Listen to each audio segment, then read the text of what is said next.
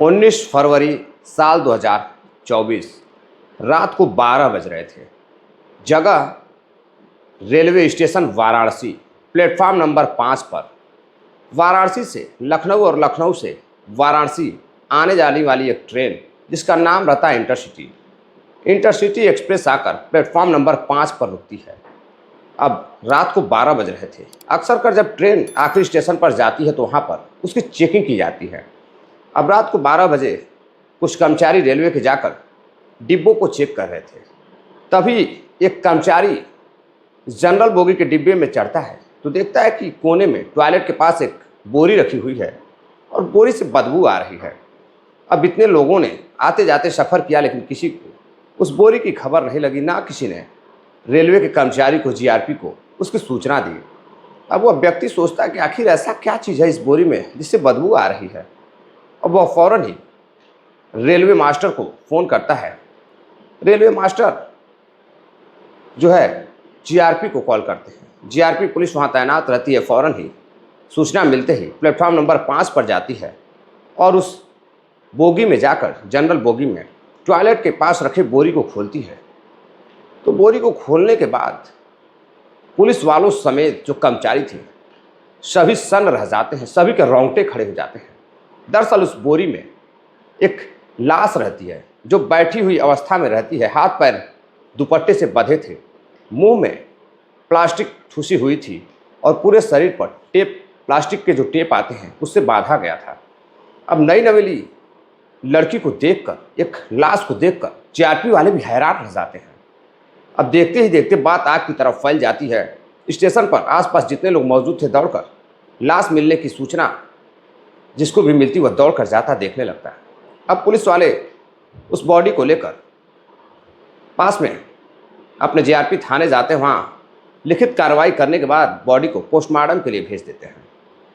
अब इधर शहर में अगले दिन सभी को न्यूज़पेपर के माध्यम से खबर मिलती है कि रेलवे स्टेशन पर एक बॉडी मिली हुई है।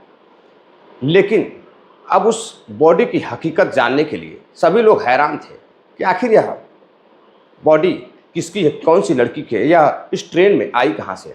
जीआरपी समेत बनारस शहर के एसपी तक सभी लोग परेशान थे कि आखिर यह बॉडी किसकी है, कहाँ से आई।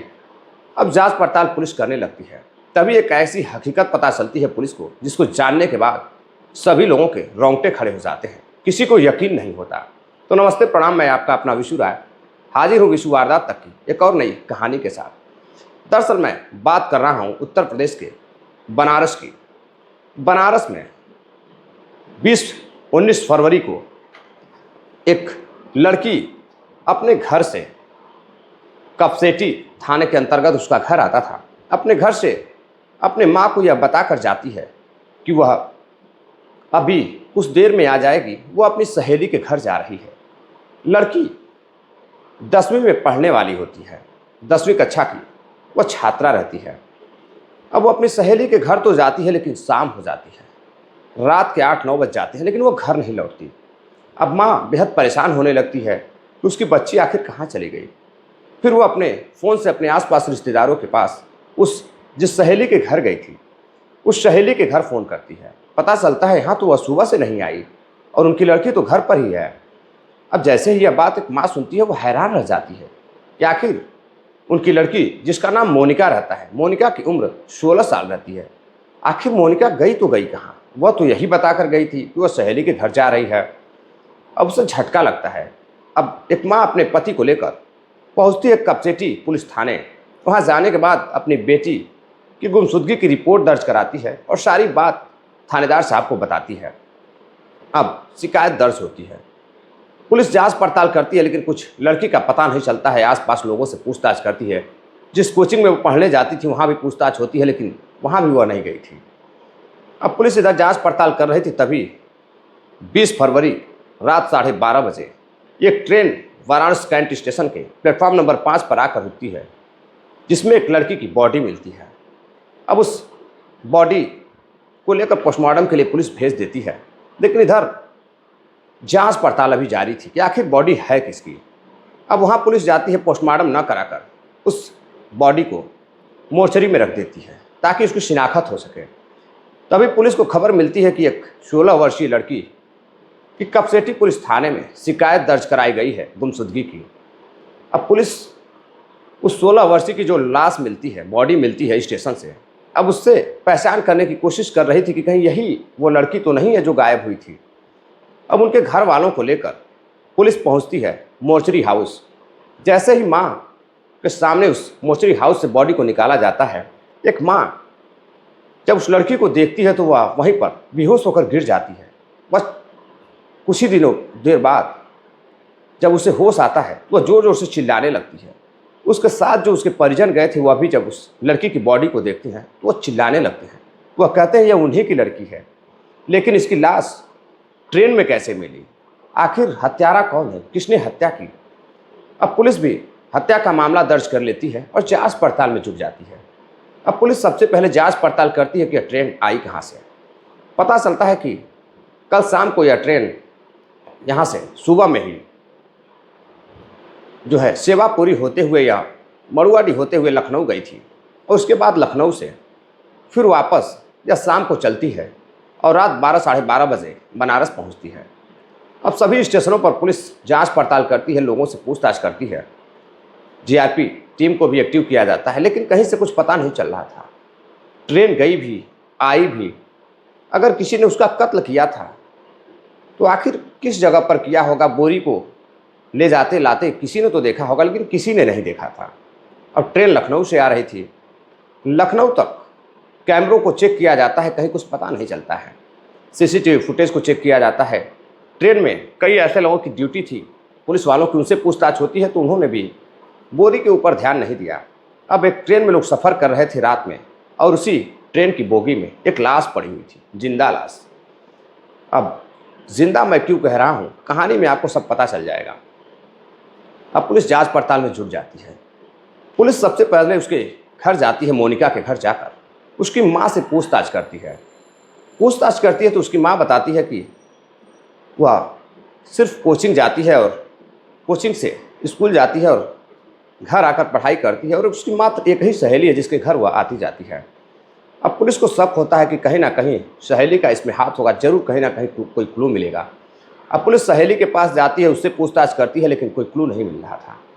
उधर कपसेटी थाने के कुछ लोग, आसपास के लोग हंगामा किए जा रहे थे कि काश पुलिस ने पहले कार्रवाई की होती, अच्छे से जांच पड़ताल की होती तो शायद इस लड़की की लाश न मिलती, लड़की जिंदा बरामद होती।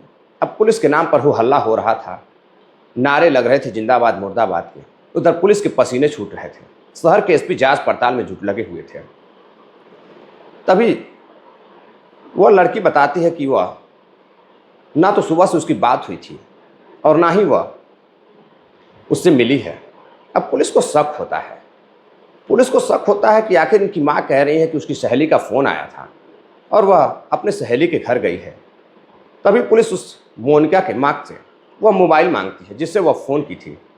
अब पुलिस उसका कॉल डिटेल्स चेक करती है तो पता चलता है कि 19 फरवरी को सिर्फ एक कॉल उस पर आई थी, जिस वक्त वह सुबह 11 बजे करीब घर से गई थी उससे पहले, और वह कॉल थी एक कोचिंग संचालक संजय कुमार की। अब पुलिस को शक होता है, पुलिस उस कोचिंग संचालक के पास जाती है, संजय के पास, उसको लेकर थाने जाती है और थाने ले जाकर उससे पूछताछ करती है। तो संजय कहता है कि देखिए मेरी बात तो हुई थी, लेकिन वो लड़की जो है घर नहीं आई थी। लेकिन सबसे पहले जब पुलिस पूछताछ की तो उसने इधर उधर की बातें करनी शुरू की। अब पुलिस उसकी कॉल डिटेल्स उस दिन की चेक करती है, क्योंकि सबसे पहले वह व्यक्ति यह बोलता है कि वह कॉल नहीं किया था, लेकिन मोनिका के माँ के मोबाइल पर उसकी कॉल आई हुई थी। और जब कोचिंग संचालक का फ़ोन चेक किया जाता है तो उसके फ़ोन में 19 तारीख की कॉल डिटेल्स डिलीट थी। अब पुलिस को शक होता है। पुलिस जब उससे पूछती है तो वह कहता है कि देखिए मैं डर गया था और मैंने कॉल डिलीट कर दी थी, मैंने ऐसा कुछ नहीं किया है और मैं उससे मिला भी नहीं था। तो फिर पुलिस पूछती है आखिर तुमने फ़ोन क्यों किया गया? तो वो बताता है कि उसने फ़ोन किया था कि कल आकर वह कोचिंग ज्वाइन कर ले, क्योंकि वह 1-2 दिन से कोचिंग नहीं आ रही थी। पुलिस उसे छोड़ देती है और जाने देती है और कहती है कि समय पर आकर जब भी पुलिस को ज़रूरत पड़ेगी तो आप चले आइएगा। उधर संजय घर जाता है, लेकिन वहाँ से फिर फरार हो जाता है। अब पुलिस को फिर शक होता है कि आखिर वो फरार क्यों हो गया, कॉल डिटेल्स डिलीट क्यों की थी। कई तरह के सवाल गूंज रहे थे। तभी पता चलता है कि वह जिस कोचिंग में संजय के साथ, संजय जो उसके सर थे जिनकी उम्र 43 साल थी, उनसे उसका काफ़ी लगाव था। हमेशा जब भी छुट्टियों का दिन हो या कोई भी दिन हुआ, फ़ोन कर उसे बुलाते थे और एक्स्ट्रा क्लास लेते थे। अब पुलिस को कुछ शक होता है और तभी पोस्टमार्टम रिपोर्ट भी आ जाती है। और जब पोस्टमार्टम रिपोर्ट आती है तो साथियों एक ऐसा खुलासा होता है जिसको सुनकर सभी लोग दंग रह जाते हैं। वह 16 साल की लड़की 6 महीने की गर्भवती थी। उसके पेट में 6 महीने का बच्चा पल रहा था।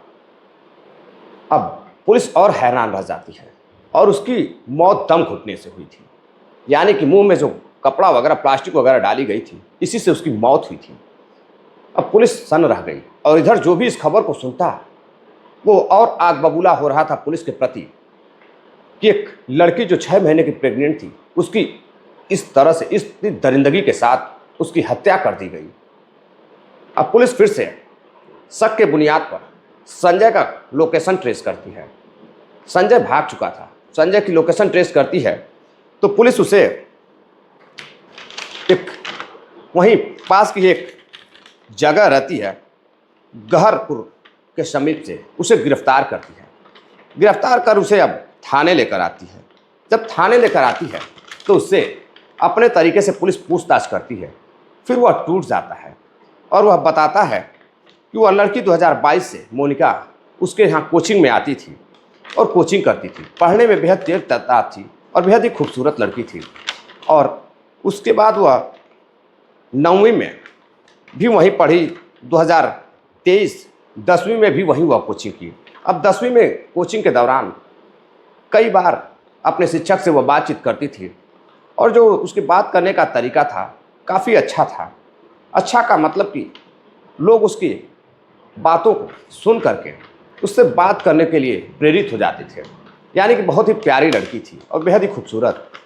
अब इसी का फ़ायदा उठाकर जो शिक्षक रहता है वह धीरे धीरे उससे बातचीत करने लगता है और उसके करीब आने लगता है। और धीरे धीरे एक दिन समय गुजरता गया, वह उसे अपने प्रेम जाल में फंसा लेता है। प्रेम जाल में फंसाने के बाद 16 वर्षीय मोनिका को, अब जब कोचिंग खत्म हो जाती थी, सभी बच्चे अपने घर चला जाया करते थे, तो अपनी ऑफिस में ले जाकर उसके साथ फिजिकल रिलेशन बनाता था। अब धीरे धीरे कई महीने गुजर जाते हैं। एक दिन लड़की कोचिंग नहीं जाती है तो फिर संजय फ़ोन करता है, कहता है कि मोनिका आज तुम कोचिंग क्यों नहीं आई। मोनिका रोने लगती है और कहती है कि सर बात ही कुछ ऐसी है, मैं आपको क्या बताऊं। अब वह मोनिका से कहता है कि ठीक है, तुम कोचिंग का लाओ और बताओ क्या हुआ है। मोनिका पहुंचती है कोचिंग संचालक संजय के पास, अपने शिक्षक के पास। नवंबर का महीना रहता है, यानी कि नवंबर 2023। वह अपने कोचिंग संचालक संजय के पास, अपने प्रेमी के पास पहुंचती है। वह शिक्षक जो भक्षक बन चुका था, संजय को वह बताती है कि वह प्रेग्नेंट है। अब जैसे ही एक शिक्षक संजय यह सुनता है, दरिंदा, हफ्सी दरिंदा की, उसके कोचिंग की पढ़ने वाली एक लड़की प्रेग्नेंट है, अब वह परेशान हो जाता है। वह उससे कहता है कि ठीक है, मैं एक हॉस्पिटल में बात करता हूँ और तुम चलो एबॉर्शन करवा लो, यानी कि गर्भपात करवा लो। अब लड़की डर जाती है, वह रोने लगती है, कहती है नहीं, मैं हॉस्पिटल नहीं जाऊँगी, अगर किसी ने देख लिया तो मेरी बड़ी बदनामी होगी और लोग क्या कहेंगे। अब लड़की एबॉर्शन के लिए तैयार नहीं होती है। अब संजय उस दिन उसे किसी तरह से मनाता है और मनाकर घर भेज देता है। अब वो सोचने लगता है कि आखिर लड़की प्रेग्नेंट है और यह बात किसी को पता चल जाएगी तो लोग क्या सोचेंगे, मेरी कोचिंग कैसे चलेगी और कौन मेरी कोचिंग में पढ़ने आएगा। अब एक दरिंदा शिक्षक संजय यह सोचते हुए अब निर्णय लेता है, प्लान बनाता है। प्लान के तहत 19 फरवरी को वह उस लड़की को फ़ोन करता है और अपने कोचिंग में आने के लिए किसी तरह से विश्वास दिलाता है। लड़की कोचिंग जाना छोड़ दी थी। अब धीरे धीरे, लेकिन हैरानी की बात यह थी कि लड़की 6 महीने की प्रेग्नेंट हो जाती है और घर वालों को पता भी नहीं चलता है। घर वालों को यह भी नहीं महसूस हो रहा था कि लड़की किसी से बात कर रही है और कहाँ जा रही है, कहाँ आ रही है और वो प्रेग्नेंट है। एक माँ को भी नहीं पता चल पाया। अब शुरुआती दौर रहता है और इधर लड़की अपने शिक्षक प्रेमी संजय के बुलाने पर उसके कोचिंग चली जाती है। कोचिंग में जब सभी लोग चले जाते हैं तो वह उसे खाने के लिए कुछ चीज़ें देता है, उससे बातचीत करता है और कहता है कि यह लो खा लो तुम और इससे तुम्हारा एबॉर्शन हो जाएगा। और जैसे ही लड़की वह चीज़ खाती है, खाते ही वो नींद में सो जाती है। दरअसल दरिंदा शिक्षक जो रहता है वो उसे नींद की गोली दे चुका था और जब वो सो जाती है तो वह 19 तारीख को एक बोरी लाता है खरीद करके मार्केट से। और उस बोरी में जब लड़की नींद में रहती है तो उसका हाथ पैर दुपट्टे से बांधकर बैठी हुई अवस्था में बांधकर हाथ पैर बांध देता है, मुंह में कपड़े ठूस देता है, ऊपर से प्लास्टिक लगा देता है ताकि वह सांस लेने की भी कोशिश करे तो वह ना ले पाए, और उसको एक बोरी में भरकर अपने ही कोचिंग में छुपा देता है। अब उधर माँ शिकायत दर्ज कराती है, पुलिस जांच पड़ताल कर रही थी। काश कि पुलिस सही से जांच पड़ताल की होती, उसी दिन कॉल डिटेल्स निकाली होती तो शायद वह बच्ची जिंदा लौट पाती अपनी माँ के पास।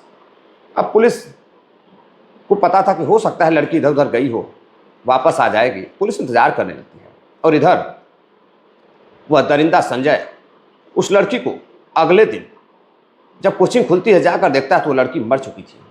अब वो एक बाइक पर उसे रखता है और सेवापुरी स्टेशन जाता है, रेलवे स्टेशन जाता है। वहाँ इंटरसिटी लखनऊ के लिए जा रही थी वाराणसी से।